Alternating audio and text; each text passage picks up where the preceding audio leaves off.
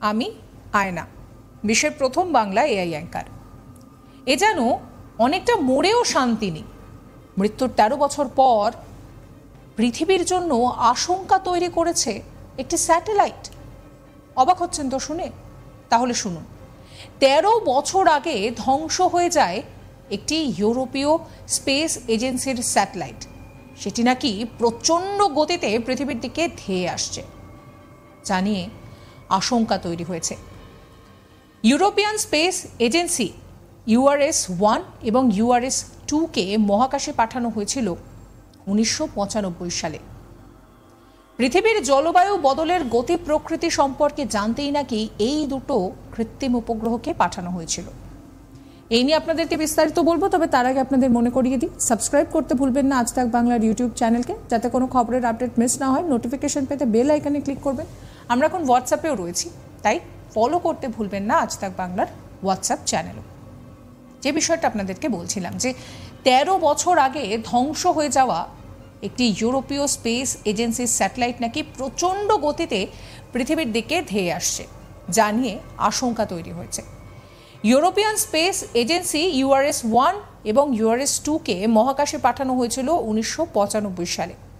পৃথিবীর জলবায়ু বদলের গতি প্রকৃতি সম্পর্কে জানতেই নাকি এই দুটো কৃত্রিম উপগ্রহকে পাঠানো হয়েছিল।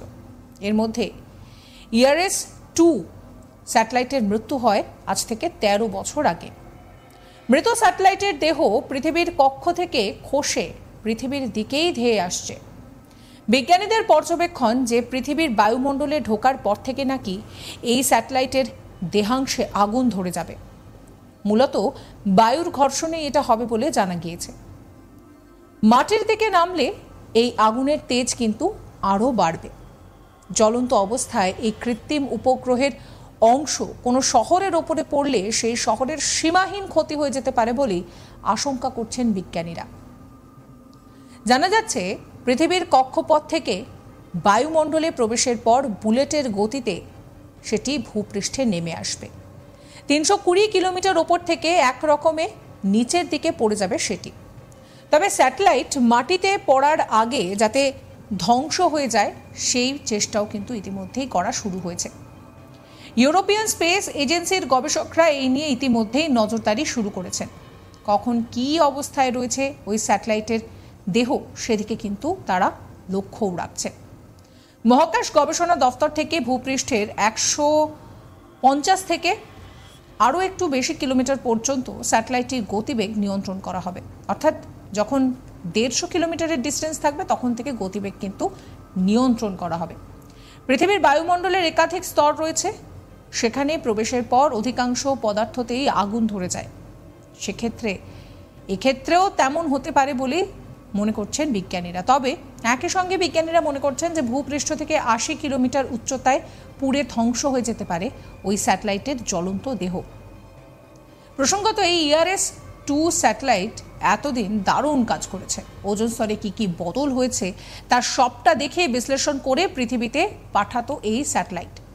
এর কাজ ছিল আরও জলবায়ুর বদল, স্থানীয় কোনো জায়গার আবহাওয়ায় কি কি বদল হচ্ছে, সমুদ্রের জলস্তরের বাড়া কমা, পৃথিবীর উষ্ণতা বৃদ্ধি সহ মেরু প্রদেশে হিমবাহের গলন, সবটাই নজরদারি করত সে। কোন এলাকায় হিমবাহ গলছে, কোথায় সমুদ্রপৃষ্ঠের জলস্তরের উচ্চতা বাড়ছে, এই সংক্রান্ত খবর নিয়মিত পাঠাতো সে। কিন্তু গত ১৩ বছর আগে হঠাৎই যন্ত্রপাতি বিকল হয়ে যাওয়ায় কাজ বন্ধ করে দেয় স্যাটেলাইটটি। এরপর থেকে নাকি ধীরে ধীরে পৃথিবীর দিকে ধেয়ে আসছে মৃত স্যাটেলাইটের নিথর দেহ। অর্থাৎ ১৩ বছর আগে যে স্যাটেলাইটের মৃত্যু হয়েছিল তা কিন্তু এখন পৃথিবীর জন্য ভয়ের কারণ হয়ে দাঁড়াচ্ছে বলেই আপাতত বিজ্ঞানীরা মনে করছেন। সেক্ষেত্রে ব্যাপারটা অনেকটা যেন মরেও শান্তি নেই এর মতো। মৃত্যুর ১৩ বছর পর পৃথিবীর জন্য আশঙ্কা তৈরি করেছে একটি স্যাটেলাইট। ১৩ বছর আগে ধ্বংস হয়ে যাওয়া ইউরোপীয় স্পেস এজেন্সির স্যাটেলাইট নাকি প্রচণ্ড গতিতে পৃথিবীর দিকে ধেয়ে আসছে, জানিয়ে আশঙ্কা তৈরি হয়েছে। ইউরোপিয়ান স্পেস এজেন্সির URS-1 এবং URS-2কে মহাকাশে পাঠানো হয়েছিল ১৯৯৫ সালে। আর এটি এখন কিন্তু ভয়ের কারণ। সমস্ত খবরের আপডেটের জন্য আপনারা সাবস্ক্রাইব করবেন আজ তাক বাংলার ইউটিউব চ্যানেলকে। যদি আপনাদের কোনো মতামত থাকে কমেন্ট করে কমেন্ট সেকশনে জানাবেন। আর আমরা এখন হোয়াটসঅ্যাপে রয়েছি, তাই ফলো করবেন আজ তাক বাংলার হোয়াটসঅ্যাপ চ্যানেলও।